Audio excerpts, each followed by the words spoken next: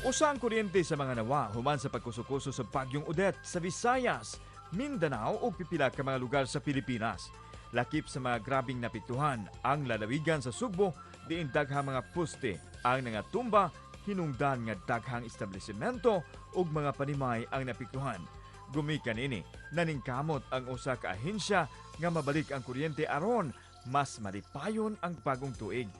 Busa atong ilailahon ang bagong bayani nining panahon sa katalagman dinhi sa GMA Regional TV Live. Kapuso, dakong hisgutanan gyud karong panahon na kanus aman mahibalik kini atong linya sa kuryente. Kana ang atong gipakisayran pinaagi sa dakong opisyal sa Visayan Electric. Morning buntag, may buntag po sa inyong paminaw sa inyong Engineer, first up, kumusta na? After more than a week after Odette, kumusta na ang mga trabaho nato sa Visayan Electric? Among ginatrabaho karon is in coordination or as mandated by the governor and the mayor here sa Cebu City nga ilag yung ipa-prioritize sa amo og energize ang mga hospitals, no? Ang mga pumping station sa water district. Anya ato pong pasugan ang local government units, especially ang City Hall or ang Capitol, no? And then ang ug posible gyud ang mga gasoline station nga naa sa amo ang backbone.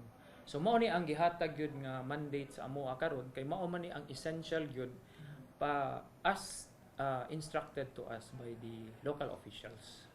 I think Saturday man siguro to. Saturday nitawag sa ako si Dr. Bernadas sa DOH7. Ingon siya nga pwede ba nimo ma-energize ang DOH kay naa dito atong vaccine.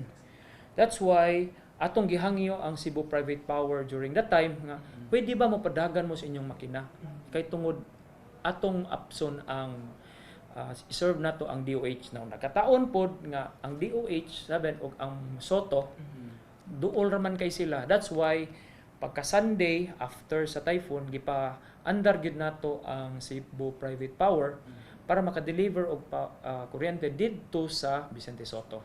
Now, another problem we faced katuyong sa initial part pod is daghan pa man tong mga debris na sa mga ubang subdivision or kana sa barangay roads or municipal roads.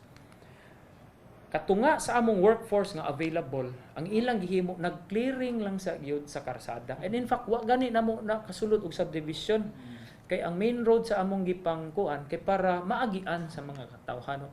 So, mo tong daghang nalikramo hinaya sa beko kay nang limpyo pa man mis karsada. So, pilar sa to ang among tao nga nangabot. So, mo ni ang mga challenges gyud sa first part. Now, another challenge nga amo ang nakitaan is ang traffic. Kaya ang among mga sakyanan dugay sa kay makaabot. Now, unsa may hinungdan sa traffic tungod kay naay naglinya to nga mga sa gasoline station, naay mga basura sa kalsada, no? Though ang katong mga gasoline station di man sa gyud na within gyud sa among control. Pero moingon sila, sir, kung inyo unta ning maprovidean og power ang kuan, then mogamay ra untang linya. So mo sa na among ipaningkamutan nga ang mga gas station along the way is energize pod, no? In terms of kaning sa water supply, there are 147 nga pumping stations. Ang kadaghanan ani from water district, ang uban kang Abejo. So there's a total of 147. Ang among na supplyan gyud is 57. Now, ang uban manggod nga mga pumping stations nila layo-layo gyud dito sa bukid nga daghan pod ang nangatumba. So giuna lang sad gyud namo ning katong duol gyud sa among backbone diri sa main road. Ang tanan nga mga city halls ug municipal halls na energized na pod namo. And that's from San Fernando, Naga, Minglanilla, Talisay, Cebu City, Mandaue, Consolacion, up to Liloan. Kumusta po na itong mga personnel, mga linemen, mga engineers? Yun sa na ito pag-augment? Although naantay support no, from other mga providers, but kung sa'yo moral nila karong panahon na engineer? So karon mas ang atong mga linemen gyud karon no maayo kayo ang ilahang moral kay mausad ni among opportunity nga makatabang gyud sa publiko. In fact, manganlan gani sila new frontliners, heroes, kay sila man gyud ang makakuan. So these are things nga makaboost pud sa ilahang moral, no.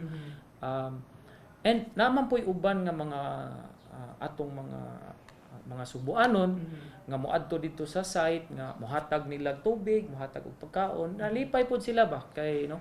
So gi-providean man ginato sila pagkaon, pero kung naay mohatag nila dito, lipay kay sila, meaning ilang tan-aw naay ni appreciate sa ilang trabaho. Moving forward, engineer, sa realizations or learnings nato sa audit experience nga ma-apply nato puhon-puhon. Among na-realize gud no nga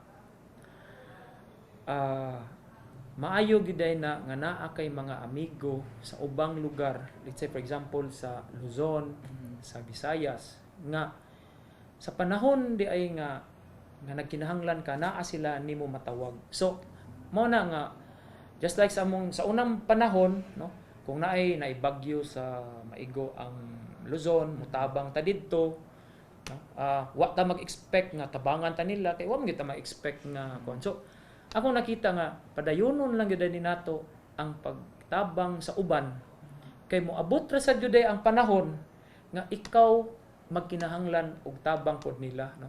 And to close this lang, engineer, ano yung face na camera, message nimo sa mga subuanon, tanan itong mga konsumidor?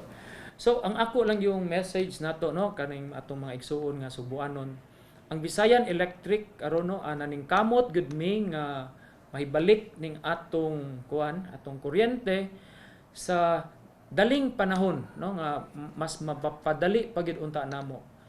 Ang ato lang yung challenge karon kay pertigyong dakua sa damage pod sa amo ang facility nga naning kamot mi nga mapabdali, but because sa nature, sa degree of damage, medyo challenging gyud kay siya namo. So manghinaot lang gyud unta ko nga i-extend pa gyud gamay ang inyuhang pasensya.